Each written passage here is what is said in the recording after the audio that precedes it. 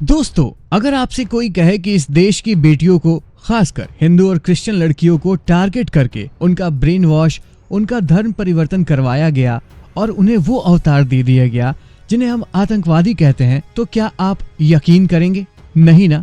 जाहिर सी बात है कि इस बात को हजम करना इतना आसान नहीं है, वो भी तब जब कोई प्रूफ ना हो। और इस साल की सबसे controversial film the Kerala story इसी बात को जस्टिफाई करने की कोशिश करती है। इस फिल्म को लेकर हमारे मन में बहुत से सवाल हैं। क्या यह फिल्म सच्ची घटना पर आधारित है? क्या यह मुसलमानों के खिलाफ भड़काती है? क्या यह इस्लाम के खिलाफ है? क्या यह नफरत फैलाने का काम करती है? इन सारे सवालों के जवाब आज हम आपको बताएंगे, वो भी डिटेल में। तो इस वीडियो को पूरा जरूर देखिएगा। लेकिन उससे पहले अगर आप चैनल पर पहली बार आए हैं तो इसे सब्सक्राइब कर बेल आइकॉन को प्रेस कर दीजिए ताकि हमारे लेटेस्ट अपडेट्स आप तक पहुंचते रहें।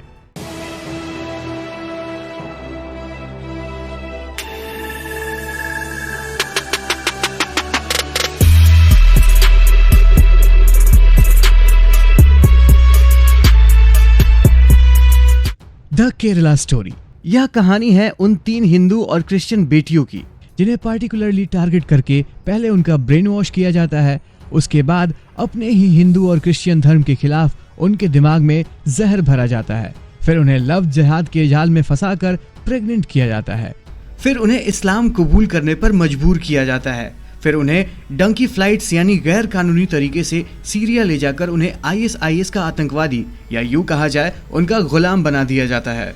शालिनी उन्नीकृष्णन यानी फातिमा बा, उसे अफगानिस्तान और ईरान की सीमा पर संयुक्त राष्ट्र के इनकार्सरेशन सेंटर में चल रहे इन्वेस्टिगेशन में ले जाया जाता है। इन्वेस्टिगेशन में वो अपना नाम शालिनी उन्नीकृष्णन बताती है, लेकिन उसे फातिमा बा समझकर ट्रीट किया जाता है। वो साबित तो करना चाहती है कि वो फातिमा नहीं शालिनी है, लेकिन उसके इस दावे का कोई वजूद ही नहीं है। सभी सरकारी डॉक्यूमेंट्स पर उसका नाम फातिमा ही है। यहाँ उसे पहले ही बता दिया जाता है कि भारत सरकार भी यहाँ उसकी कोई मदद नहीं कर सकती, क्योंकि आतंकवाद के खिलाफ उनकी पॉलिसी बहुत सख्त है, फिर चाहे वो कोई भारतीय ही क्यों ना हो। आगे वो बताती है कि उसने ISIS कब ज्वाइन किया।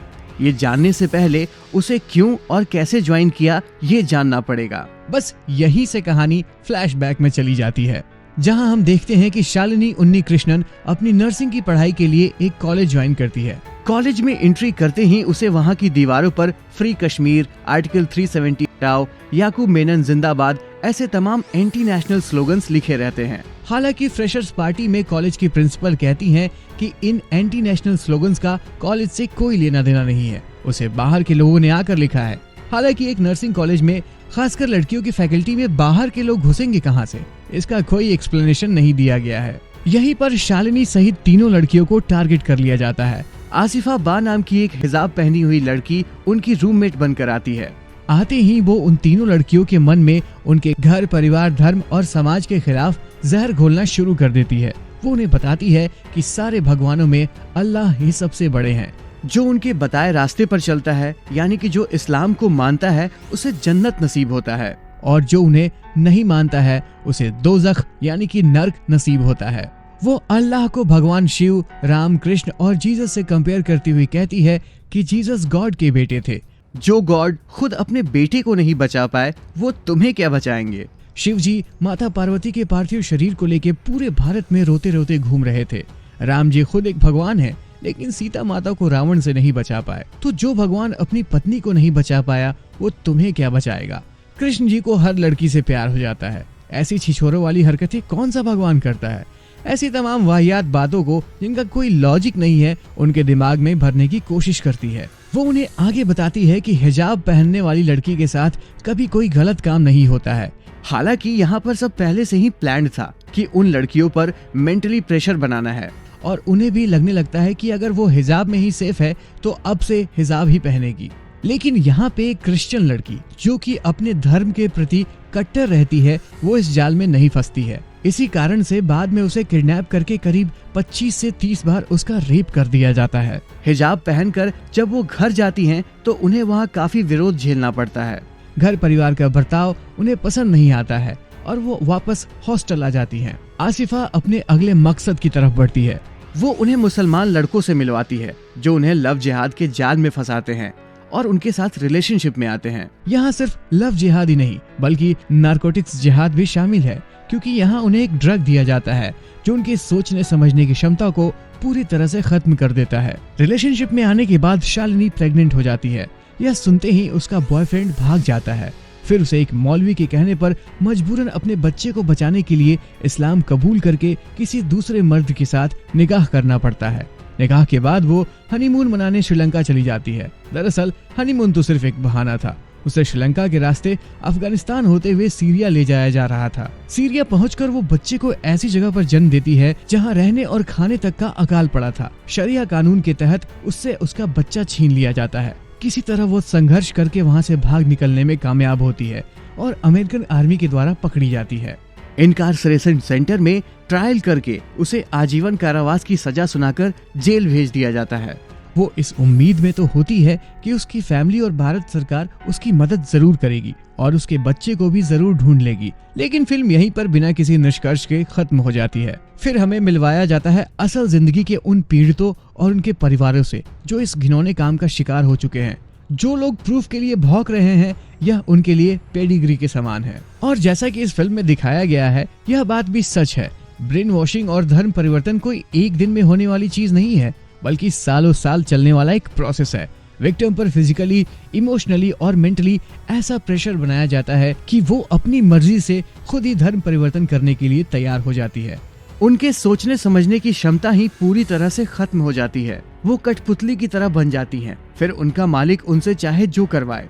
कुछ वर्ग तो अब तक उन 32,000 आंकड़ों का प्रूफ मांग रहे हैं जिनके बारे में यह फिल्म दावा कर रही है। उनके इस सवाल का फिल्म में बड़ी ही शालीनता से जवाब दिया गया है। इसमें दिखाया गया है कि शालिनी की फैमिली इस ग्लोबल एजेंडे को लेकर पुलिस के पास केस दर्ज करवाने जाती है, तो केरल पुलिस उनका केस ही नहीं लेती है, क्योंकि एक तो सबूत नहीं था और दूसरा यह कांड एक विशेष वर्ग से जुड़ा हुआ था।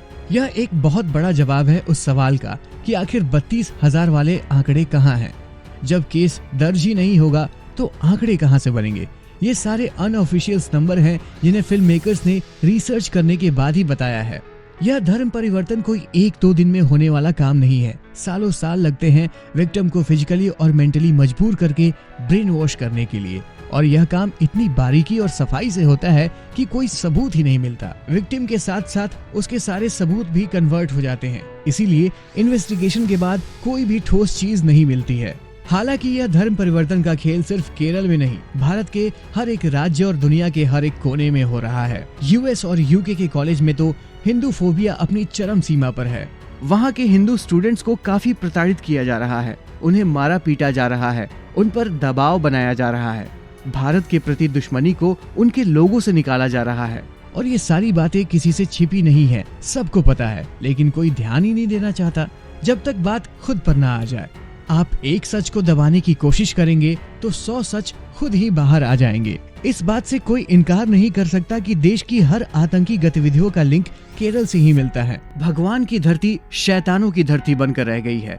इसे ऐसा बनाने के लिए हर वो भारतीय जिम्मेदार है जिसने अपनी आंखों पर सेकुलर का चश्मा पहना हुआ है। फिल्म में शरिया कानून को लेकर बहुत से सरकाज़म भी बनाए गए हैं। जैसे शरिया कानून के मुताबिक इस्लाम में नाचना गाना हराम है, फिर भी लोग नाच गा रहे हैं। लड़कियों को मोबाइल रखने पर बैन है, जबकि लॉजिकल बात यह है कि जब शरिया कानून बना था तब मोबाइल का आविष्कार ही नहीं हुआ था। इस तरह के तमाम अंधविश्वासों पर कटाक्ष किया गया है। इसमें एक बेटी द्वारा अपने पिता को कोसते हुए बहुत ही दयनीय सवाल पूछा गया है, जिसके बारे में हमें काफी हद तक गहराई से सोचने की जरूरत है।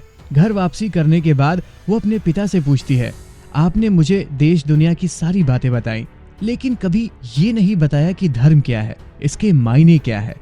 यह आज के समाज की एक काली सच्चाई है। आजकल के बच्चों और युवाओं को खुद के धर्म के बारे में कोई जानकारी नहीं है। अगर ध्यान से देखा जाए तो यहाँ उनकी परवरिश की भी गलती है। स्कूल और कंपटीशन के चक्कर में वो अपने बच्चों को ऐसी जगह पर पढ़ने के लिए भेज देते हैं जहाँ पर उनका आसानी से ब्रेन वॉश हो सकता है। जब उन्हें धर्म अधर्म, हमारी परंपरा, संस्कृति और संस्कारों के बारे में कोई बताएगा ही नहीं तो वो कहाँ से जानेंगे। और इसी ज्ञान के अभाव में कोई तीसरा उनका आसानी से फायदा उठा लेता है। यह फिल्म न किसी के खिलाफ है और न ही किसी के प्रति नफरत फैलाने का काम करती है। जो सच है बस उसे ही परत दर परत कुरेदने का काम करती है। वैसे तो इस फिल्म में ज्यादा कहीं से कोई शिकायत नहीं है, लेकिन इस चपटी धरती पर कुछ ऐसे भी लोग हैं जिन्होंने बिना मतलब का बखेड़ा खड़ा किया हुआ है। उनका यही मानना है कि यह फिल्म मुसलमानों के खिलाफ भड़काती है।